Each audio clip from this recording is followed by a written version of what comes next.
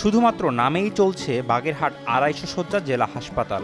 ১০০ শয্যা জনবল ও বরাদ্দ দিয়েই চলছে ২৫০ শয্যা হাসপাতালের চিকিৎসা কার্যক্রম।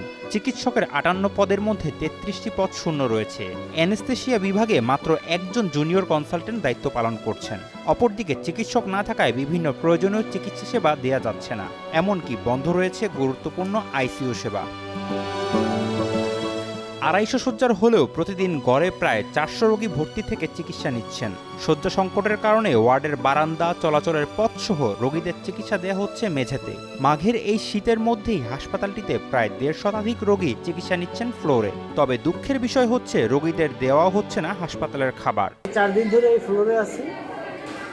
এই ৪ দিনের ভিতর আমি হসপিটালের কোনো খাবার পাইনি।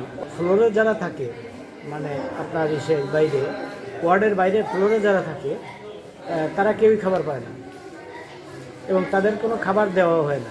হাসপাতাল ঘুরে দেখা যায় প্রত্যেক জায়গাতেই সেবা প্রার্থীদের প্রচণ্ড ভিড়। বরাদ্দ ও জনবল সংকটের বিশৃঙ্খলার ফলে কখনো কখনো রোগীদের মধ্যে অপ্রীতিকর পরিস্থিতি তৈরি হয়। জানা যায় প্রত্যেক নার্সকে অন্তত ৫০ থেকে ৬০ জন রোগীকে সেবা দিতে হয়।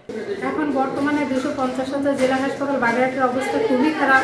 রোগীদের এত বেশি চাপ, বিশেষ করে আমাদের এই যে সার্জারি ওয়ার্ডে বাইরে থেকে মারামারির রোগী, তারপরে অ্যাক্সিডেন্টের রোগী, এত বেশি রোগী হচ্ছে যে আমাদের বেডের স্বল্পতা অনেক কম।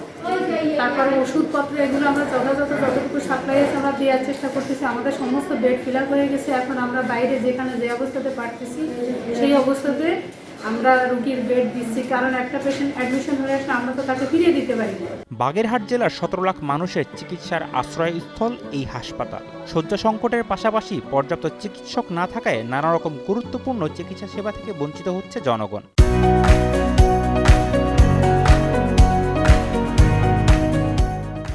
ওই হাসপাতালটি আসলে ২৫০ শয্যার কার্যক্রম পরিচালনা করলেও এটি ১০০ শয্যার বিপরীতে জনবল এবং অন্যান্য আর্থিক বরাদ্দ নিয়ে রোগীদের চিকিৎসা সেবা দিয়ে যাচ্ছে। এত সংকটের মাঝেও আমরা সার্বক্ষণিকভাবে আন্তরিকভাবে চেষ্টা করে যাচ্ছি যে রোগীদের সুস্থ চিকিৎসা সেবা যেন নিশ্চিত করা যায়। তবে এত অভাব এবং সংকটের মধ্যে থেকে দীর্ঘদিন আসলে রোগীদেরকে তাদের সন্তুষ্টি নিশ্চিত করে চিকিৎসা সেবা দেওয়ার একটি দুরূহ ব্যাপার। হাসপাতাল কর্তৃপক্ষ বলছে মূলত ১০০ শয্যা জনবল এবং বরাদ্দ দিয়ে ২৫০ শয্যা হাসপাতালের কার্যক্রম চলছে।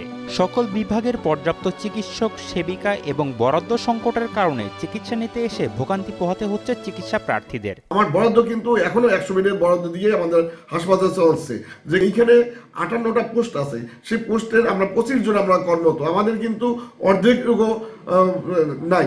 এর ভিতরে আছে আপনার কার্ডিওলজি, একজন জুনিয়র কনসালটেন্ট জয়েন করে চলে গেছেন, ওই কার্ডিওলজি কোনো সেবা নাই। চক্ষু রোগীর কোনো সেবা নাই। আমাদের ইএনটির একজন কনসালটেন্ট ছিল, জুনিয়র কনসালটেন্ট, উনিও এখান থেকে পেশেন্টে চলে গেছেন, ওখানেও সেবা বন্ধ। আসলে সাথে সাথে ডায়ালাইসিসের কোনো সেবা আমরা দিতে পারতেছি না। ২৫০ বেডের এখন আমরা আইসিইউ সেবা দিতে পারি না। চিকিৎসা সেবা এমন একটা বিষয় যেখানে যদি কোনো কিছু পরিমাণ মতো না হয় তার প্রকৃত সেবা আমরা দিতে পারি না। আমরা কিন্তু সেই সমস্যা নিয়ে আসি, মানুষের চাহিদার জায়গায় আমরা পূরণ করতে পারি না অনেক কিছু। এখনও দেখেন আমাদের এখানে এমআরআই নাই, সিটি স্ক্যান নাই, হ্যাঁ, ভালো ওটির যে ব্যবস্থা আমরা সেটা করতে পারি না। চিকিৎসা সেবা মানুষের মৌলিক অধিকার। বাংলাদেশের সর্বদক্ষিণের এই জেলার মানুষদের জন্য সুচিকিৎসা নিশ্চিত করা না গেলে চিকিৎসা ক্ষেত্রে ঢাকামুখী প্রবণতা বাড়তেই থাকবে। বাগেরহাটবাসীর দাবি, যথাযথ নিয়োগ ও বরাদ্দ বৃদ্ধির মাধ্যমে হাসপাতালে উন্নত চিকিৎসা নিশ্চিত করবে সরকার। বাগেরহাট থেকে বিষ্ণুপ্রসাদ চক্রবর্তীর পাঠানো তথ্যচিত্রে ডেস্ক রিপোর্ট, শাহেদ আলম ফাহিম, কালের কণ্ঠ।